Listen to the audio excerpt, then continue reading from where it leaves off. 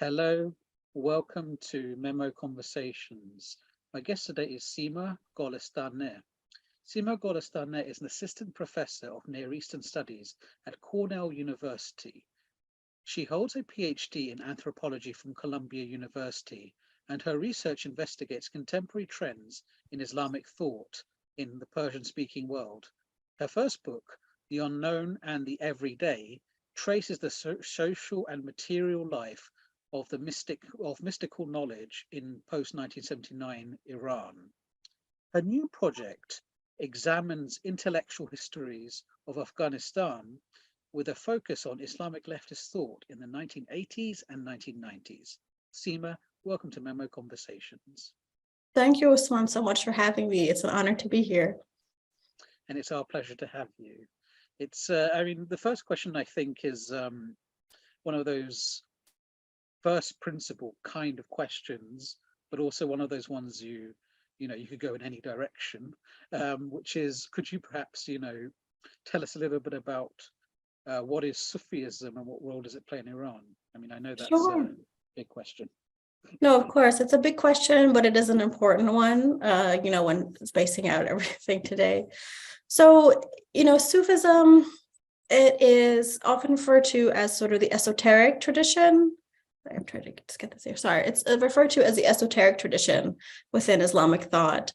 And it means many different things for many different thinkers over the years, but I'm going to highlight just a few sort of key concepts that I think sort of my interlocutors, the people I work with, sort of espouse.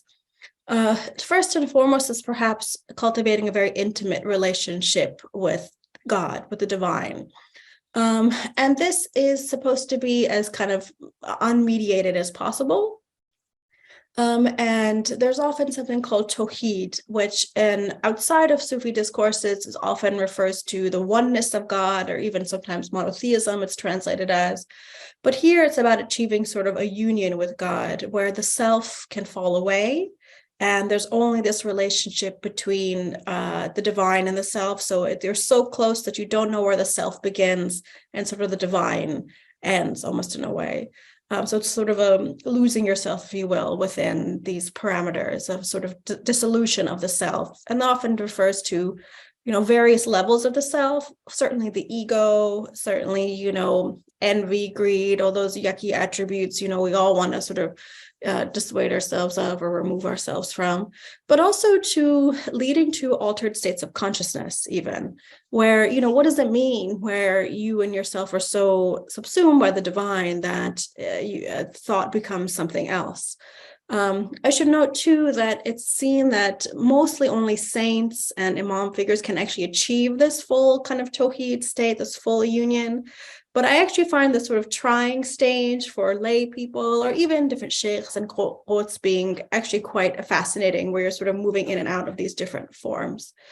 So that's one element. Another is the role of love, or ishq, which is incredibly important for my interlocutors, where, we think about love as something that is often emotional, romantic.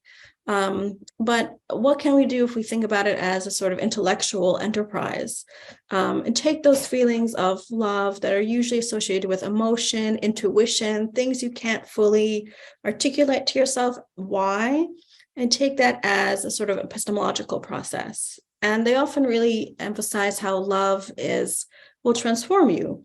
Love is alchemical. And love can be violent too, it can do a lot of harm. So they're thinking about sort of the power of love as a transformational kind of element. This is where you get to, the self that can be changing, can be can be dissolved, if you will. Another element which is really important is thinking about sort of graduated forms of knowledge, or this whole thing is a process.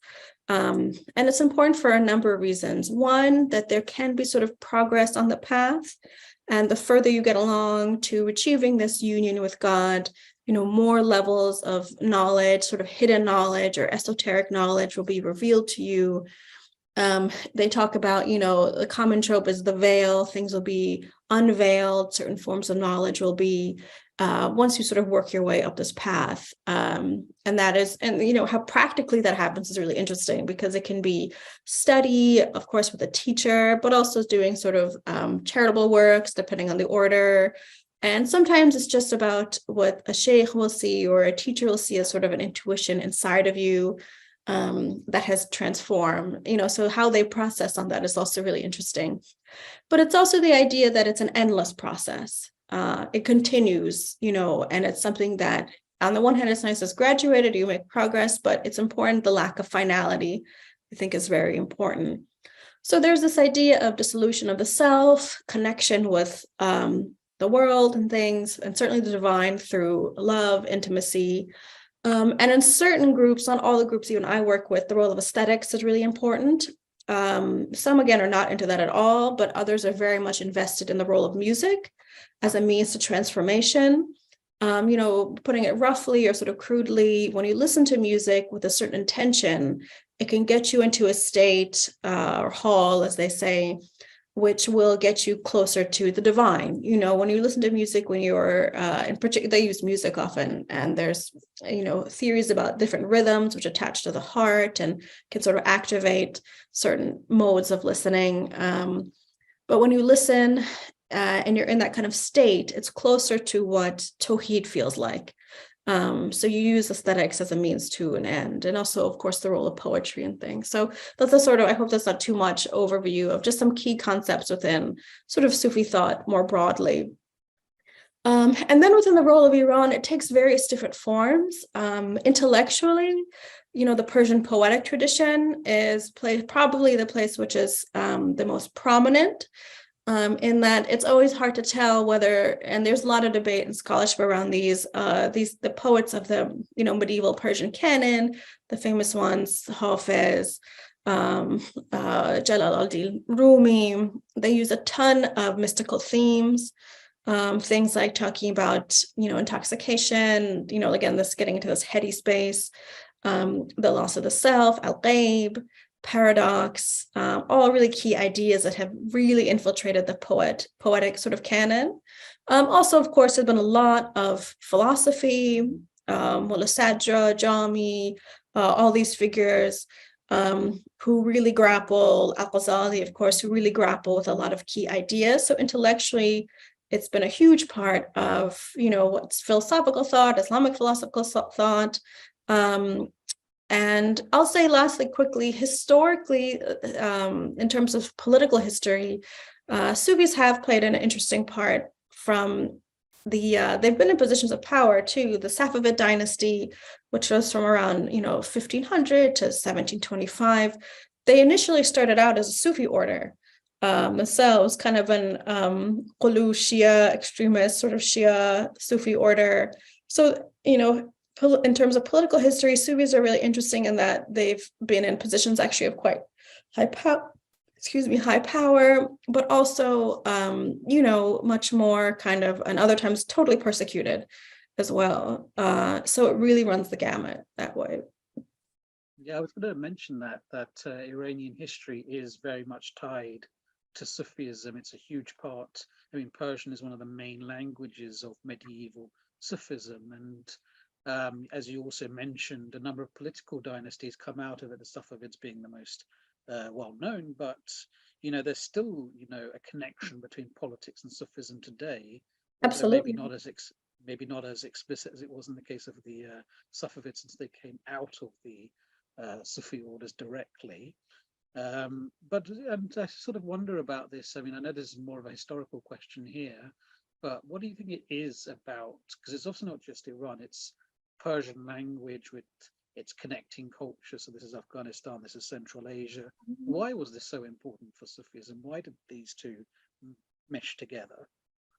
Well, I think it's what happens within poetry that really lends itself, the genre of poetry. What can poetry achieve that prose can't? The emphasis on things like ambiguity, the questioning of the self, who is the author, who is the object of desire, playing with the aesthetic qualities of language. These are all things that sort of lend themselves to broader Sufi experiences. And in poetry, you find certain, I think, potential within language the ambiguity that can be within poetic thinking, even, what does it think about? A lot of this poetry is very deeply philosophical. So even, making these distinctions between poetry, philosophy, yes, they're prose versus verse, but there are also really deep ideas into them. So I think when you think about what poetry offers, it very much lends itself to ideas that are very much, knowledge that's embraced by that Sufism also offers as well. So yeah, and then, the language thing is interesting because there is certainly a lot of Arabic poetry as well with it.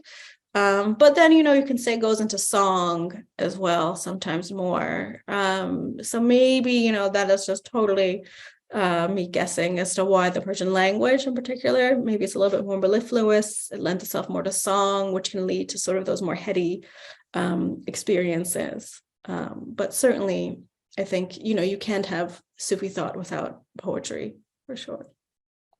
Certainly. And as you've mentioned, you're obviously looking at people in modern day Iran. Yes. And you're looking at it, of course, from an anthropological / sociological lens, where you're looking at the movements and you're interested in these concepts that you've just mentioned, such as knowledge and so on, but from a sociological function point of view.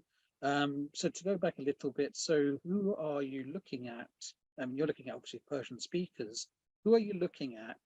And, what's their significance in Iran? Sure, absolutely. So I worked with a number of different groups in the cities of Isfahan, Shiraz, well, much less Shiraz, but Isfahan, Kerman, Tehran, and a little bit of Shiraz too. So some of the groups I work with, I've totally anonymized just for their own protection, which, I can get to in a little bit. I should also say that the groups I worked with were all sort of ethnic Persian, Shia, and Persian speakers, because there are actually many Sufis in Iran who are Kurdish, who are Arab, many in Kurdistan in particular, and they have a very vibrant sort of Sufi life as well. And they tend to be a little bit more, have sort of very big ritualized practices that are very public. So there's that. So the groups I worked with varied. The one group I did work with, which was, they're more public and published under their names, is the Sultan Ali Shahi order. And I worked with folks in different cities based on them. And they are an order they're most likely the largest order in Iran. And they have a history. They all claim lineage to Shah Ni'matullah Bali, who died around 1400, was based in Kerman. And so that Ni'matullahi order actually, they're from that era, but when the Safavids came around, they were not so interested in other Sufi orders. So they faced some persecution and sort of hightailed it to India. And so they were in the Deccan and Bidar for, about several hundred years. And then there was a bit of a revival in the late 1800s when things were sort of changing, and a number of them, and that's a whole interesting story, how a number of them sort of slowly came back in drips and drabs. But the Sultan Ali Shahis have a very well-established sort of network within Iran, in different cities. So they have a clear lineage. They claim they go back, a number of their silsila is quite long. Of course, they trace it back to Imam Ali. And so that's one of the groups I work with. The other groups I worked with more smaller, and they did have some lineages. One group had a lineage that went back, early mid 20th century. Others were a group of young people who were sort of an offshoot, if you will, of an order as well. And then I worked with three other groups, one of which didn't make it too much into the book, which were much more kind of localized, which were kind of congregation based, but they all interestingly also claim some lineage. It's a lineage, but also really an intellectual tradition, I should say, more from the Ni'matullahi order, which is very interesting because there's lots and lots and lots of groups within Iran who, it's a reading group, it's a poetry group. This is super common, and some of them even call themselves Sufi, Darishi, they have tendencies, they're like sort of is. But these groups I tried to sort of focused on because of their ties to the Ni'matullahi order. or not even just the order, just sort of the name. And it's interesting. I think most Shia Sufi groups in Iran claim some sort of lineage to the Ne'matullahi Shah Ne'matullah Valley, even if there's lots of sort of off branches, offshoots. And I always found when I started my research, I was really interested because certain groups didn't even really, lay kind of members weren't sure the name of the order. And, being the good anthropologist, I was like, okay, like, how do you identify yourself? Like, what was the history of this? And they're like, oh, I don't know. I like, the Agha, I like the Sheikh, I'm following this. And like, I think we're this, I think we're that. So I was like, no, that's a different order. So it's interesting. So you think the identity would be something very strong, but it's a little bit more loose, kind of more localized. Even the Sultan Ali Shah, he's people who are groups who are like, yes, they're like, that guy, he's our shit. He's like, no, he's someone else's shit. So they're there. So it varies from these sort of national groups with a very clear lineage to super localized to even just sort of young people kind of hanging out, calling themselves Sufi, which is interesting too, or, Darvishi or what have you. And yeah, then there's lots of people also who kind of, this is a smaller group who like wear white and call themselves Darvish and, don't, or pardon any order, but like the affect of being Sufi, which is also very interesting. And so their role in Iran today, again, it depends. If they, some of them who are very active in the like sort of larger orders, it's changed a lot in the last 20 years, I would say. First of all, I should say most of them just live their lives. There's no one who's sort of living in the Khanagah, sort of the meeting place anymore. There might be one or two people who are caretakers who live there. But most Sufis just sort of go about their lives. They have jobs, they go to school, and then they are also sort of members. Again, it often has sort of like a congregation feel. So there's that. The role, it's like, I don't think anyone is a major political player anymore. There are talks of some politicians who have sort of some leanings there. They try to keep a low profile for sure. But they have been active since, again, I'll get to this a little bit later. They've been active since before and after the revolution. I don't think their numbers are very high. It's really hard to get a sense accurately.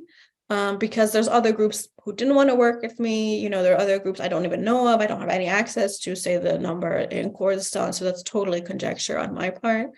But it's not a huge group, I would say, especially ones who are part of an active order. There are many people, I think, who have sort of Sufi tendencies themselves, or like, esoteric inclinations or what have you. But in terms of people who are in order, I think it's not a huge number by any means. Is that because you're saying not many people are part of the order, but I also know that from my own sort of travels in Iran that there is, because obviously when you think about Sufism, you think about mysticism and things around mysticism. And my sort of visits to Iran show that, you have things like shrines everywhere. You have sort of outward mysticism in various locations. And so I was wondering whether the service of that, the existence of that means you need the orders less because it's being serviced elsewhere.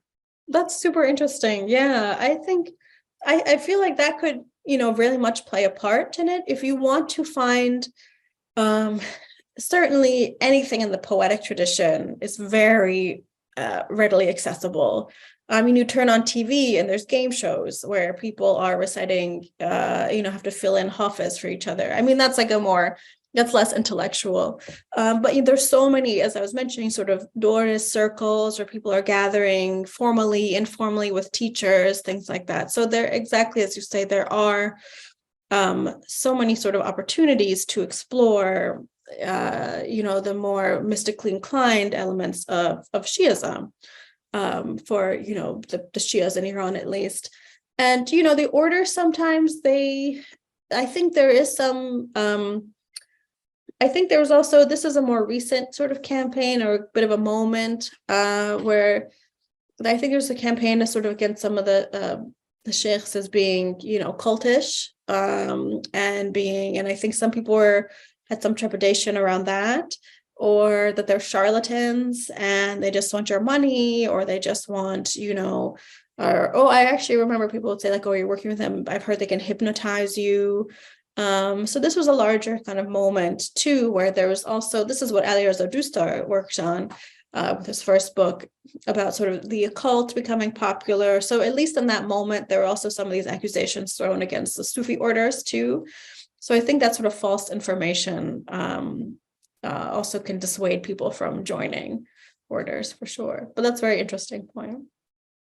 Yes, and because I'm just sort of like, thinking, about this, because in other sort of Middle Eastern and Muslim majority societies, you've also had a sort of modernist clampdown on Sufi orders, like in Turkey, Ataturk bans all Sufi orders. Right. And Iran itself, I don't think it ever went as far as Turkey, but there is a strong modernist tendency within Iran towards treating superstition as a problem, like a public order problem, from like the 19th century onwards. And Yeah. even now, I get the impression there's this sort of, even among, it's, an Islamist regime, but even among these people, there's a sort of love-hate relationship with these movements. They do also have this modernist suspicion to some degree. No, that's a great point. Yeah, it's super interesting. And as you said, it really has been late 19th century, even 20th century. You've had people who feel very passionately that sort of mystical practices are holding us back from being respectable. Probably most famously in the early 20th century, Ahmad Kasravi, an intellectual, wrote a whole treatise against, Sufi thought.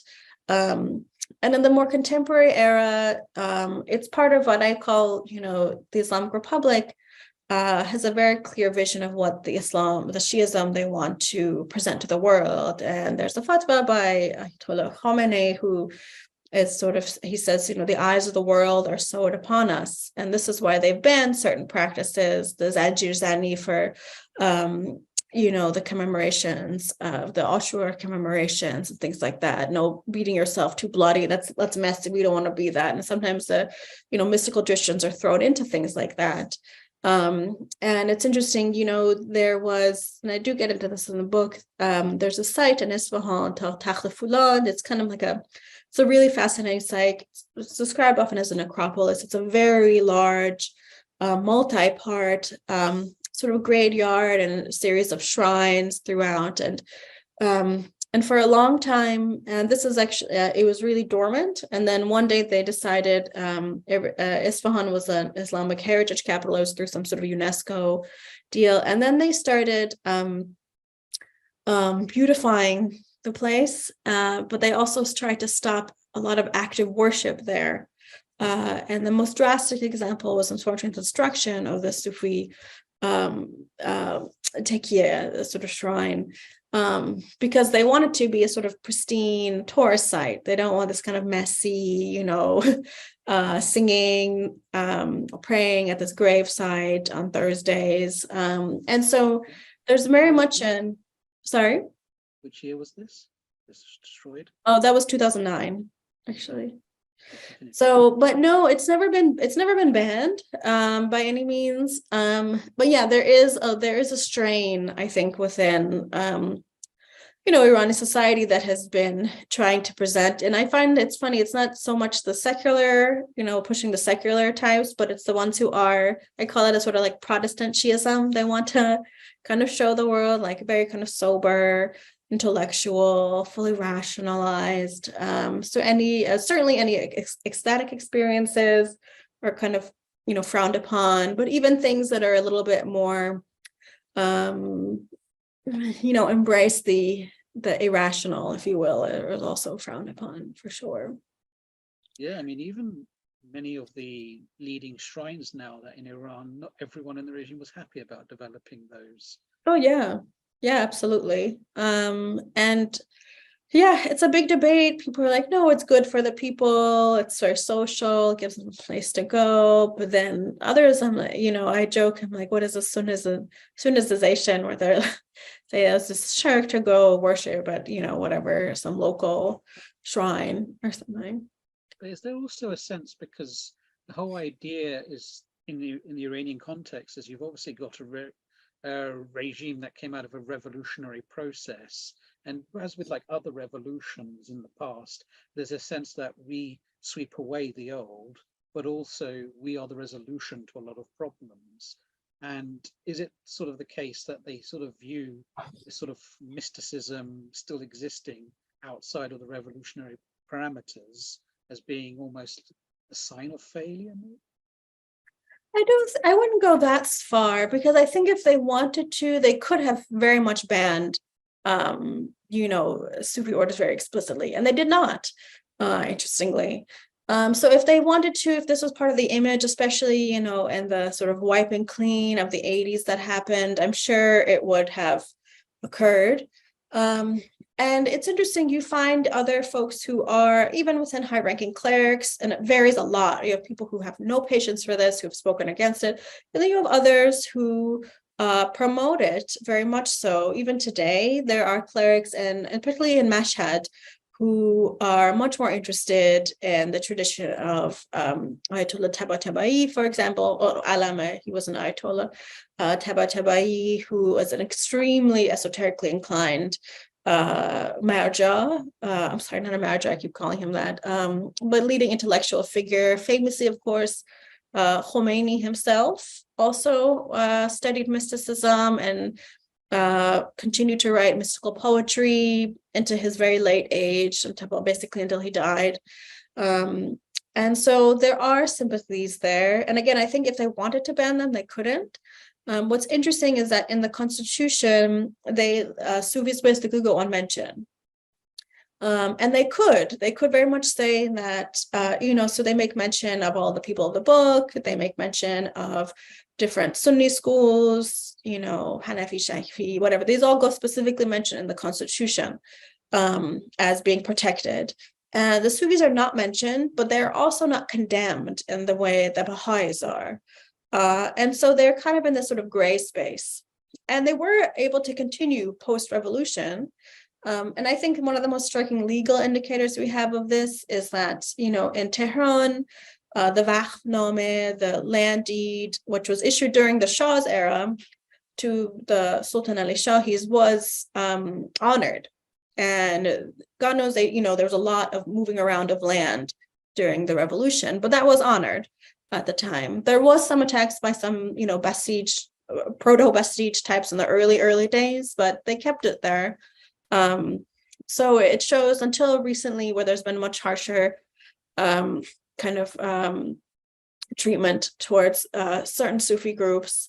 The Islamic Republic actually did allow this to happen. And we could get into this more like later, but I also think it was very, the relationship between the authorities and Sufis was very localized. It really varied a lot from city to city. And I think that's partially because of this lack of sort of national policy. But I also imagine, because you've got these movements and these orders, there is also an element of, well, what are they teaching in these orders? Sure, yeah. Around that, especially if you've got, I think some of the ones you've mentioned in your work, from what I've seen, things like mixed gatherings, you've got, yes, a lot of women are very participating as well. Oh, yeah. I don't know of any orders, at least with the groups I worked with, where there was male only. So yeah, there's one group I work with, I called them the Noor Street Collective. They was all entirely mixed. We'd sit in the room. It wasn't even men one side, women on the other. So yeah, those you have to sort of keep on the down low, you don't advertise them as much, but it's interesting because there's so many mixed gatherings in Iran that, again, weddings, parties, it's a matter of scale. You have to be kind of careful about not attracting the police or bribing the police. Weddings sometimes they'll include on their itemized list. I've heard they'll include basically a bribe for the local police. So what happens, and it's funny whether it's a party or it is a gathering of, mystics, those happen in mixed gatherings, but sure, absolutely. And I have no doubt that they have sort of over the years spent probably spies into, meetings, and they're not closed off. If you want to get to a certain level, you might have to know someone, but if you know where it is happening, you could go to the meeting, just show up. They're not asking who is there. And I think that's intentional. I think they actually want to be sort of transparent enough, especially the sort of larger groups, to be like, look, we're not hiding anything. Come see what we're doing in a way. Although they certainly don't want to advertise, because the regime doesn't want anything that's like an alternative to their own, sort of religious leadership. So if someone is going out and they're speaking against it, that's really going to shut them down pretty quickly. You also, a huge part of your research in this area is to do with marifa, or knowledge of, which is like divine, can also be understood as divine knowledge, mystical knowledge, but other forms of knowledge as well. But as I mentioned earlier, you're looking at it sociologically. So I'm wondering if you could talk us to what does a sociology of marifa look like? Yeah, though this was something I was really surprised by my research when I started. What people told me that they found really useful about, sort of Sufism more broadly was it had amal, or sort of application for their lives. And I wasn't expecting that. We're used to it, in the Western, it's supposed to be sort of transcendental and escapist and removed from the social realm. But I found that they were using it in a really, what I found to be really fascinating kind of way. And I think it has to do partially with, this interpretation of matter of fact, which I found to be rather widespread throughout the country. And this particular interpretation emphasizes, an awareness that we all know very little, that we know nothing. So it's interesting in that you think knowledge is about gaining a certain forms of information or awareness, or even sort of consciousness, and feeling kind of more confident. Once you've gathered something, it's set, it's finalized. But what do you have a knowledge of ideas that are constantly pushing you, that you don't know anything? It's an awareness that we know nothing, and it's engaged awareness. It's not a sort of passive nothingness, but actively cultivating this idea. And so this is why I translated it. Again, this is this particular interpretation of matter of fact as unknowing. And so with unknowing, it's this idea that if you apply this idea to something, it will render, the familiar strange. What you thought you knew, you realize there are other things you don't know about it. Or something that was strange that you think you don't know, you think about it in a way and can render it, if not entirely familiar, put it in a different light. And a lot of this is based on an emphasis of the unknowability of God and the unknowability of sort of the divine that's around us. And so rather than, what I found really amazing, as and maybe sort of inspiring too, is that rather than take this as an impediment to, thinking about the world, thinking about in general, it actually was an opportunity. What does it mean to go to the limit of human thought and sort of reside there? And so what happens then is a form of questioning that emerges. And it's a kind of thinking without finality. Again, it's not an awareness, a knowledge that you do, but that's sort of the interpretation of matter of fact that I found was really prominent. And of course, there are others, hundreds of other definitions, because it is a very broad term. And what I found is that how people are applying it. So I can give sort of two case studies. One was about what was happening during a zikr ritual. So there was a zikr ritual, which, is a remembrance ritual. You often listen to music, not always, it's through repetition. And the goal of this is either through music or repetition, or just even meditation, is to dissolution of the self. So, it's either you're close to God, the ego falls away, etc. And this is, I call this the unknowing of the self here. And what I found was that with, so I really want to see what happens to folks, what happens when you experience this? What does it mean for you? Because it's a very abstract kind of idea. And I found there are sort of two groups. One group tended to be more younger folks, tended to be more, have less formal training with Sufism. They saw this as sort of a falling away of social categories or their place in the real material world.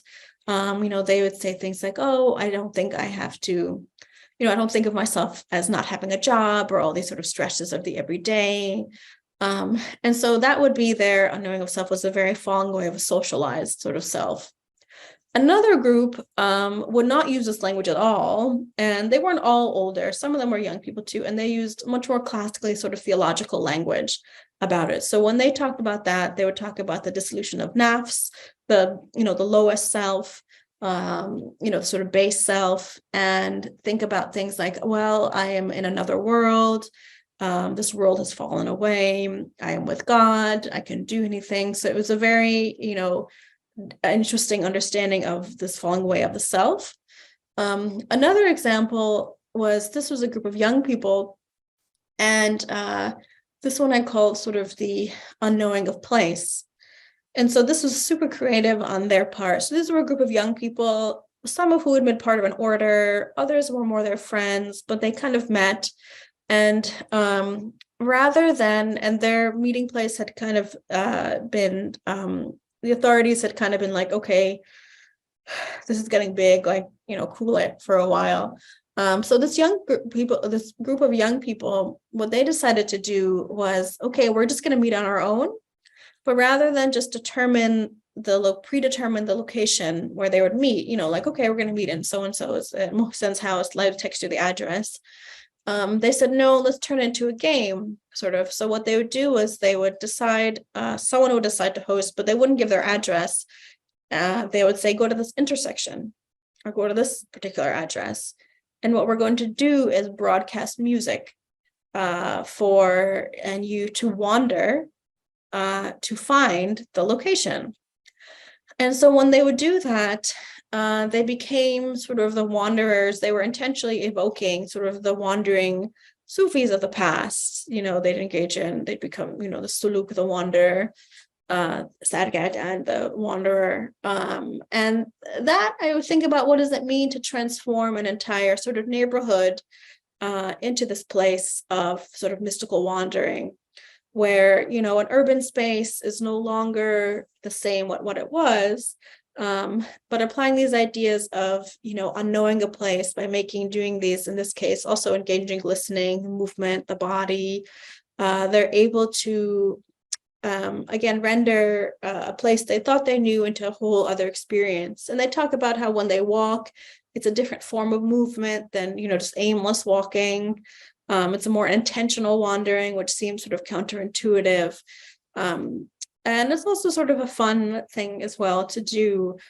So all these different sort of applications of matter fact, from either, the stresses of the day to transforming themselves to other worlds, other planets, to being a very, rendering capabilities of movement to be something different from sort of just the quotidian, but at the same time, it is very quotidian too.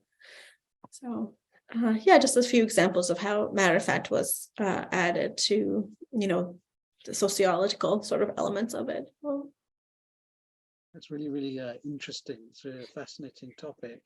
In the sort of 2 minutes we've got left, you're doing you're doing a piece research in Afghanistan on the sort of lost ideals of Islamic government and poetics. Could you perhaps just tell us a little bit about that project? Sure, yeah, my pleasure. It's very new, so it's in the honeymoon phase. So I was interested in, in the late 80s and early 90s, there was this movement when the sort of war with the Soviets was winding down. And so a lot of Afghan intellectuals, activists, mujahideen, they actually published a huge amount of material, mostly from Peshawar, where a lot of exiles were, about, their hopes and dreams for the government. The monarchy was finally gone.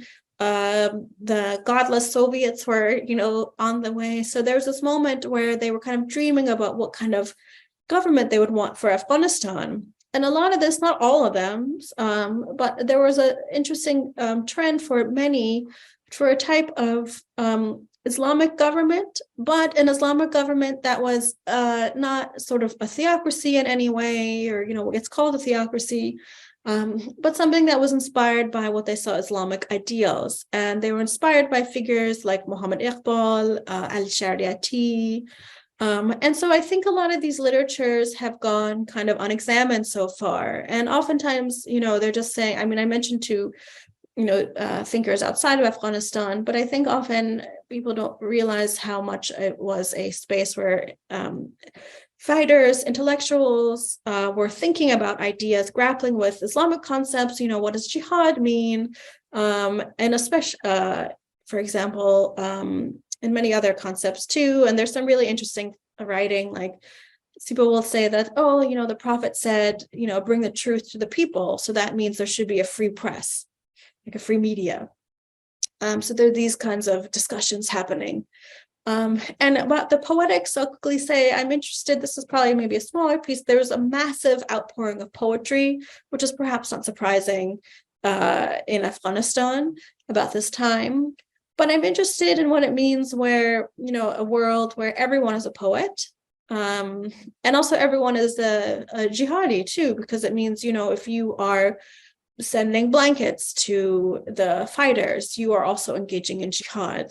If you're just dreaming of a free Afghanistan, some people say that's a form of jihad. So what does it mean for, jihad, when a lot of it is also expressed through poetry?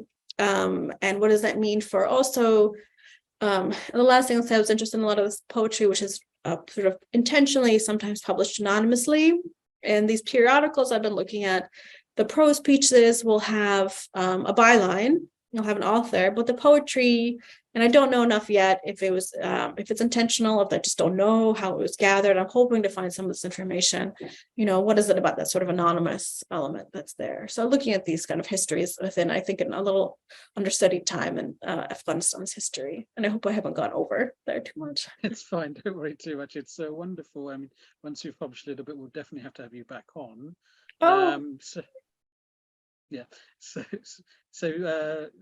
So Seema Golestaneh, thank you for coming on Memo Conversations. Thank you so much, Usman, for having me. And a real pleasure. Thank you for your thoughtful questions. And to our audience, please do tune in next time for more Memo Conversations.